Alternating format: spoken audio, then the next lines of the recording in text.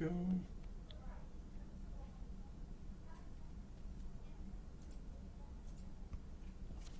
Hello, everybody. It's me, Daniel, here again with Monday's um, Art and Creative Expression.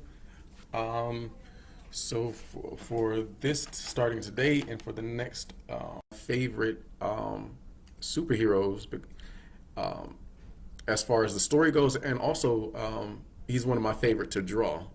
Because aesthetically he's just really cool. He's really fun to draw. So usually when I sit down to practice drawing, he's one of the ones that I go for. I didn't draw this particular one, and right now I can't think of the name of the artist, but this is just one of my favorite drawings of him. Um, I can show you a few of the ones that I did of him. Um, so this is one that I did a few years ago. Um, I did it in pencil and then I colored it digital. And again, this is one I did a few years ago. And so, in practicing, I decided to recolor it again just to see how far I got with that. And this is what I came up with. You can see the difference in the colors and the lighting and the shading, and that comes from practice, practice, practice. And now this one, again, is even with these particular colors of the update is one I did a while ago. So I can, if I were to go back and do this again, you would probably still be able to see even a difference between this one and one I would do now. But you can definitely see a difference between this first time I was using the colors between after some practice with it. Big difference. So these are a couple that I did. And then here's one more that I did. Not too long ago. I did him in mid transition because one of his superpowers is to teleport. He sticks to walls like Spider Man, and he sees in the dark. But one of the cool things about Nightcrawler is that he's one of the X Men, and the thing about the X Men is they're these heroes that fight for a world that hates and fears them. And so with him looking the way he does, with this unusual look, he kind of looks like a devil with the pointed tail, and he's got the blue skin and the three fingers. He kind of he totally represents what the X-Men represent as far as being different and being outsiders. But the really cool thing about Nightcrawler is even though he has this weird look and this weird aesthetic to him, he's actually a very devout man of faith. Um, and that has been a big part of his character for years, for as long as I've known about this character. Um, his faith has been a big part of who he is and what he does, and why he is a superhero and why he fights for other people, and for justice and for equality within his people. Um, and they even within the stories took it so far as to make him a priest for a while. He thought about giving up the superhero life and just being a man of faith and living um, that way, just being a man of the cloth. Um, but of course, with this being a comic book character, a superhero, he did go back to his superheroing, but his faith still um, goes into his superhero life. There's this particular comic that I really love, and this particular panel is kind of the climax of that story, where he's looking for this villain that has attacked his people and done a lot of bad things. And when he finds this villain, and I don't know if you can see what the words are saying, um, the bad guy fully expects him to punish him and attack him and kill him. But in the panel, Nightcrawler says, "For all your sins, I forgive you, and I forgive you so that you might know grace." So instead of giving him the punishment that the bad guy thinks has coming to him, Nightcrawler expresses his faith, and he shows forgiveness and grace. And throughout that whole particular comic, or that issue, he talks about the soul and finding God and what that means to him, and what it means, to see grace and see God's power even in a plate of eggs that is well made. So that's one of the reasons I like this particular character, because his faith is very important to him, and that's something that's very very well known about his character. In fact, if you have Disney Plus, um, the X-Men series is on Disney Plus, the original animated series, and there are probably like two or three episodes where Nightcrawler are featured.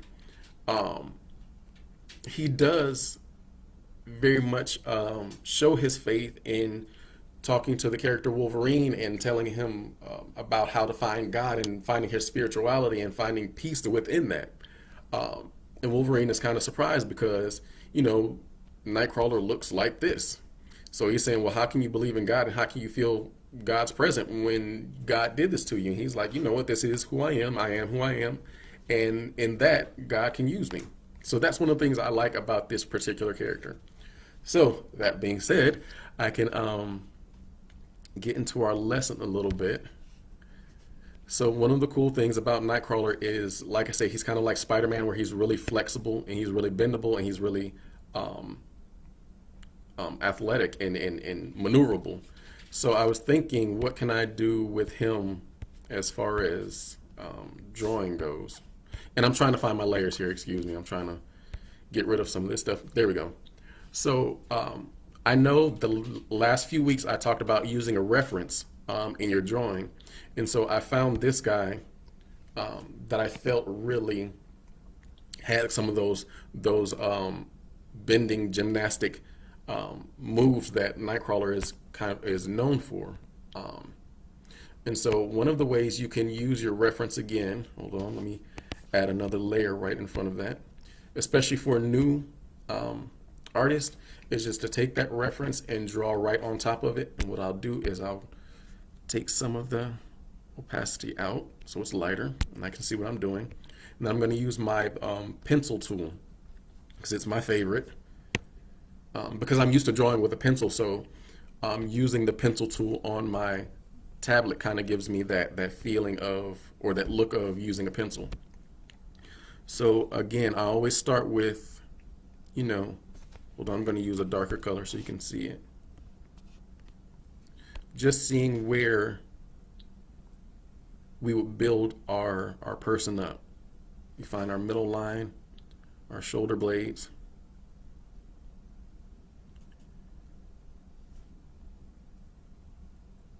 And here. Remember, those joints are just where we bend. I try to be mindful of where everything is, where everything bends, where everything moves. And you can see the picture is cut off here, but you can kind of use your mind's eye and your imagination to imagine what that hand is doing. And so I imagine his hips are here. And you could also just completely trace over this, your reference. And I would suggest that for our new and young artists. For our more seasoned ones, you know that's kind of plagiarism. Don't do that. This is just for practice sake.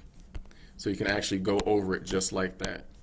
But I like to do the stick figure just so I know next time I'm drawing how to place the figure. So I'm going to take it back.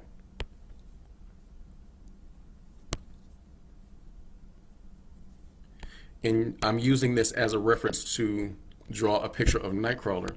And so you see his feet are normal human-sized feet, but let me go back. You can see Nightcrawler has very unique features. He's got the two toes and the three fingers. So I would definitely change that as I'm going over my reference. Instead of doing his exact foot, I would give him kind of a mud flapper. So I'd make it bigger.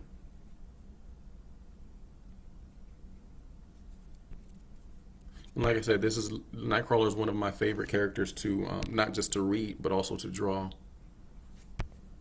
So that's what I would do different for that. And of course, with the hand, he's got his three fingers. So instead of giving him the 5, you would go with the 3 fingers. Okay. And go here, and go here. Give them muscles and all that stuff. Get rid of your reference, and you work from there.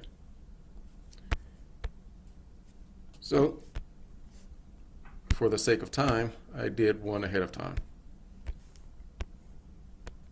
So I'm going to go back to using my lighter color here. And the thing, I didn't trace over the reference for this one, so you can see it's a little different. He's a little bit wonky. Hold on. And he's not completely perfect. I just used the reference and I kind of eyed it out. But the thing I find is when you do an exact replication of the reference, there's something not as dynamic in the drawing as there is in the picture. Because you can see in the picture is definitely a very energetic picture. Hold on, let me find him. A lot of movement, a lot of energy, but when I do the drawing itself, it seems to kind of lose something. So one of the things I always tell the kids when I'm teaching them how to draw is go big, especially when you're doing cartoons and superheroes and comic book type things. Go bigger. Go bigger than what the original reference is or whatever your mind is telling you. Go there and then go bigger. So this is the first one I did, and then I kind of went bigger. So the movements are bigger, and I keep drawing. Here we go. That's eraser.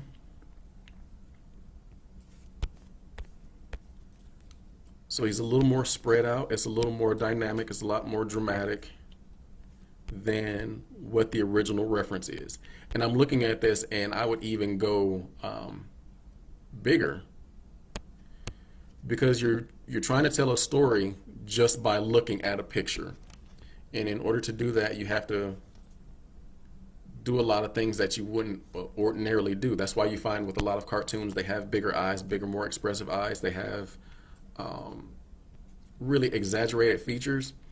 Like if you go back and you watch, I can't think of the name of the movies where before they had the audio with like Charlie Chaplin and movies like that.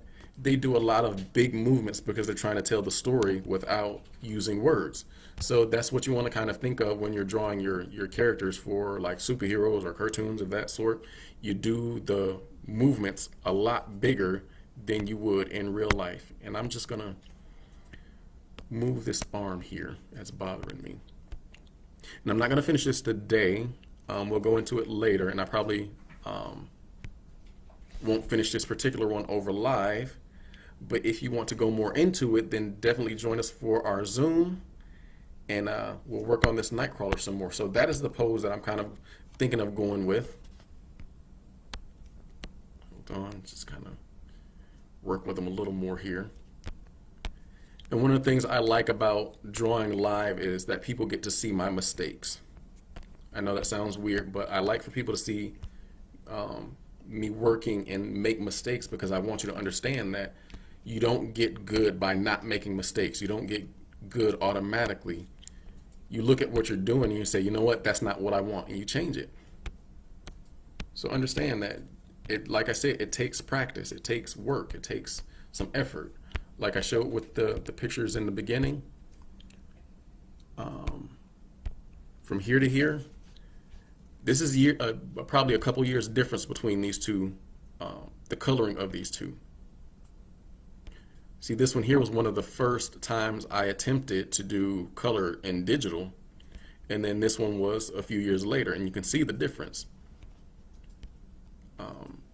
And that is through a lot of trial and error and making mistakes and doing it wrong and coming back and doing it again. And you can see that even through all my efforts, I still haven't reached this level of drawing, but I'm working on it. So that's what I have for you today. Like I said, I won't take up a lot of time. If you want to get more into this Nightcrawler, join me for the Zoom on Wednesday. Email me, go to the website and sign up for it, www.heartloveplace.org. go to the events page, and at the bottom of the events page, there should be a sign up form to join for the Zoom. You can also go there to sign up for the Zoom for the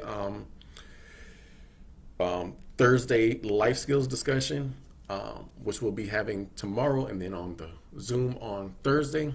But definitely keep checking with us, checking back with us.